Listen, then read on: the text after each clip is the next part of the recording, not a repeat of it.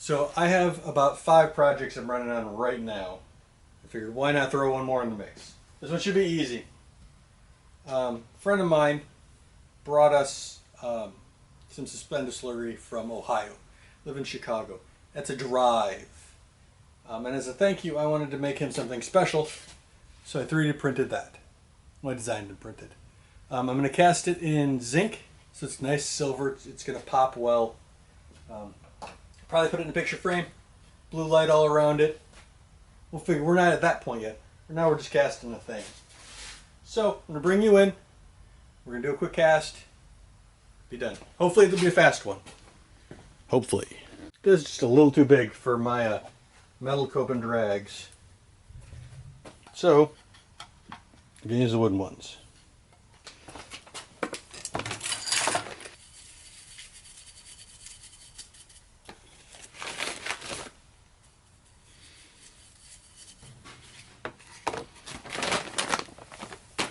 Now when I modeled this, I added a ton of drag, so this should come out pretty easy. We'll find out.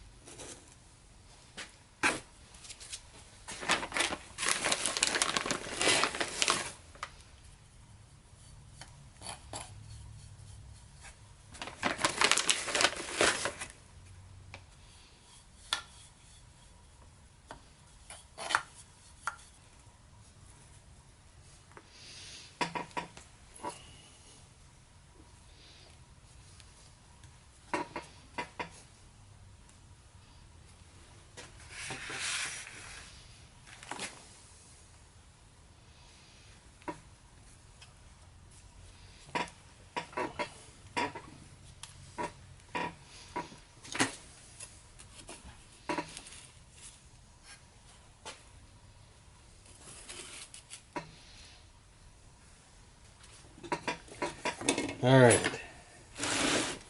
That is it.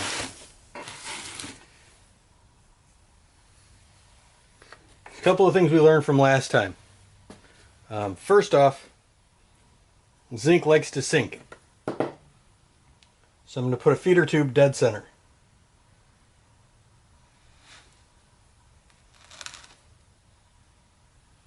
I'm going to put a riser here.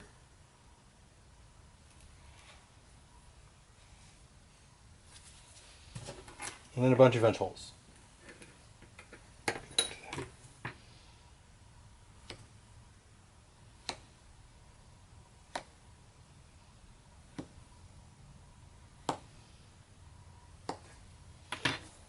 And of course my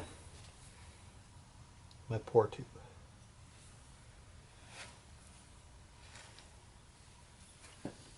Just I'm pouring directly onto it because I know how this works. Some people don't like doing that. They like spin traps and all this other fancy stuff. I ain't a fancy boy.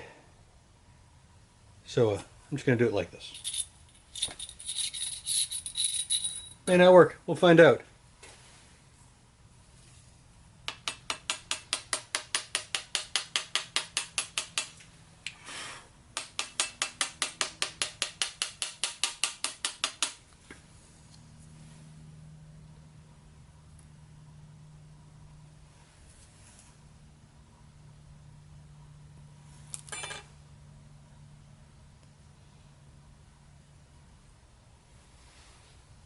A little pulled out, but I think it'll be all right.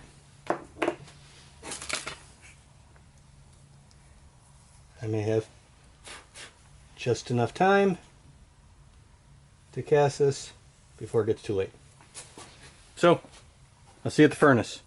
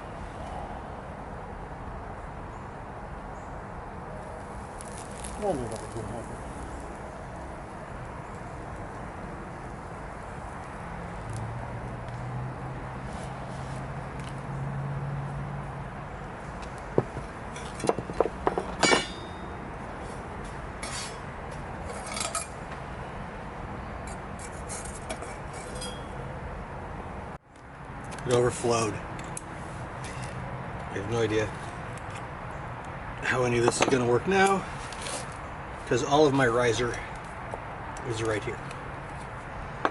Let's find out.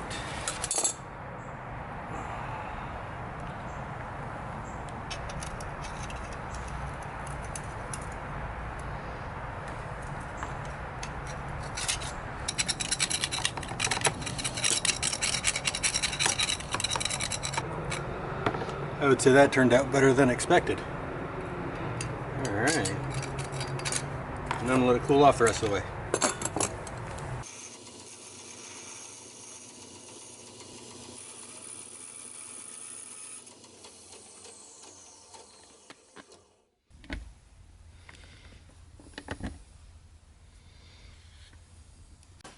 So I've got it about half polished, right? I did most of that off screen. I rounded the edges a little bit too, just so it's nice and looks a little better. But look at that. I don't know if you're catching any of that. Oh my goodness, is it fantastic.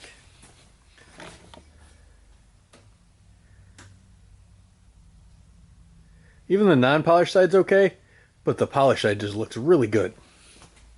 So all I'm doing, starting with a little bit of 220, I'm lightly sanding. I'm trying to get into the corners as much as possible. I just want to smooth everything out, right? Then I come in with, so I ordered a bunch of these, just little Scotch-Brite wheels for the Dremel. I get it sanded to where I'm happy, and then I move over to the Dremel, and then we're going to polish. That's it. It's just sanding, polishing, and you know, nobody wants to see that. I'll bring it back in when I'm done. Everything looks pretty good. Alright, if you look right here, there's a bunch of lines. I'll go this way. I printed it like this. So these are just print lines. Resin does get them every now and again. I had it set weird because I'm trying to get a different filament to, or different resin to work. So I want to sand all of this smooth and flat. It's still here a bit, so I'm going to sand that a little more. I want to get it as smooth as I can. because the filigree looks beautiful.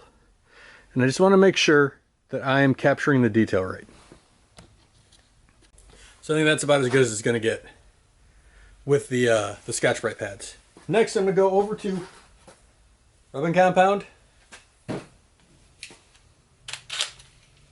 this is going to take a while. I'm not going to rush this. I'm just going to let it do its thing. Like I said, it'll take a bit. You don't need to watch. I'm going to film a little bit of it just for fun, but with this stuff, a little dab will do you.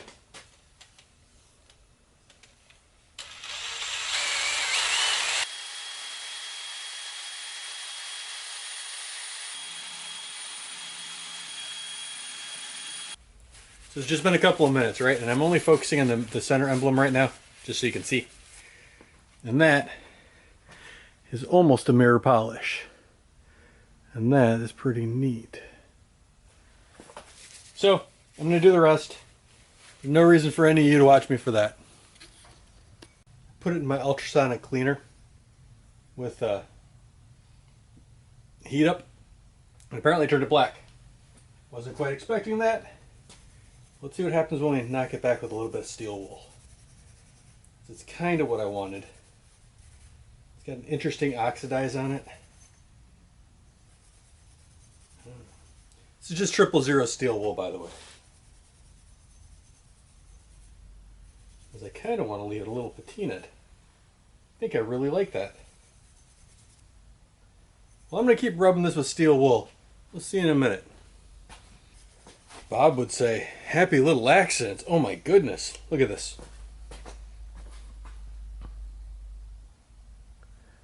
That really brings out all the detail. Oh my goodness, that looks fantastic. Next step, and JB weld a couple of standoffs and put it in a frame. I am super happy with how this turned out. We're going to put it in a shadow box now. And to do that, I've got 3 Chicago screws. I've roughed the edge up, or the top up, because we're going to be JB welding these posts onto here, just so it stands a little proud. I want a little bit of a real reveal behind it. I like 3-dimensional props or 3-dimensional artwork. I could just hot glue it, but I'm going to be shipping it to another state, so I want to make sure that it's good and secure. And this JB weld is fantastic. Pull you in, show you what we're doing. So this is just some 5-minute epoxy. I love the JB weld stuff. I don't know why, I just really like it. It works well.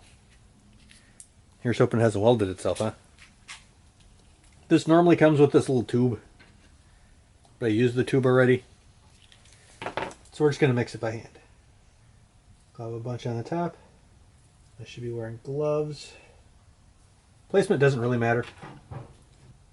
I'll just match it up. But I do want a nice triangle. But it doesn't have to be exact. These don't have to be pointing in any special direction. I mean, I'd like them to be upright. So we're going to give it a while. Let it cure. I may come back in and put more behind it. I don't know, we'll see. Worked perfect. These are now super, super secure. But something I need to keep in mind, since it's getting mounted to this, be very cognizant of where this is. Because I'm going to be drilling through the panel. And it's about, let's say if I move it an inch down, it should be right there.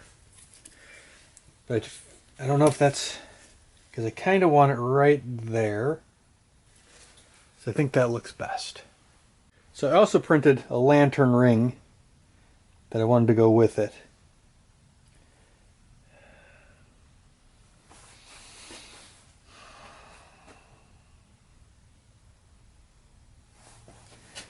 That's probably fine.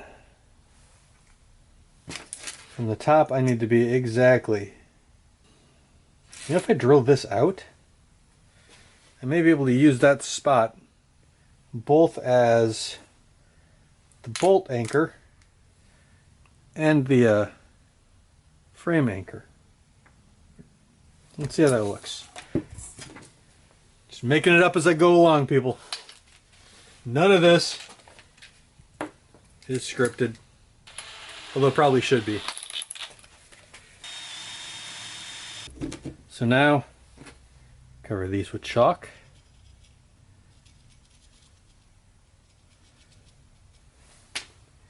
Carefully line them up.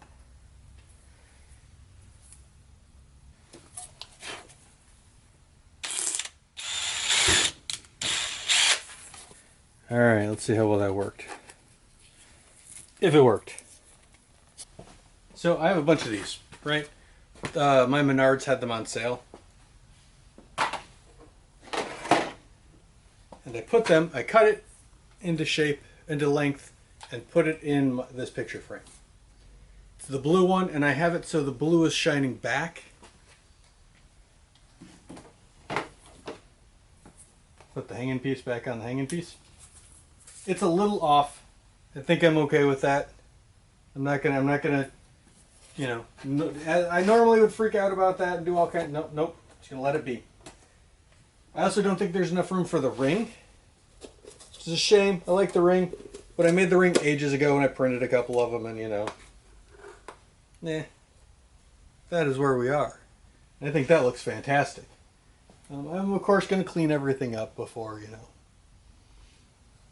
But yeah, I think we're on to the reveal. Isn't that how it normally goes? I know I just showed it to you. It's not much of a reveal. I'm going to clean everything up. We're going to do a close-up picture. So it is not perfect, but oh my goodness, do I love how that looks. I am super, super happy with this. You can't quite see it on camera, but this thing just shines. It looks fantastic. Here. It looks amazing. I am so happy with how this looks. It's a neat project. Super happy with it. All in all, I am super happy with how this turned out. It took a lot longer than I expected it to. It didn't quite turn out exactly as I'd hoped, but I'm very happy with it. It's neat. Things your kind of thing. What do you think about liking and subscribing? It's weird is looking at my analytics. I have 2 people who rang the bell. That's entertaining to me. But either way, thanks for making it to the end. Hope to see you next week.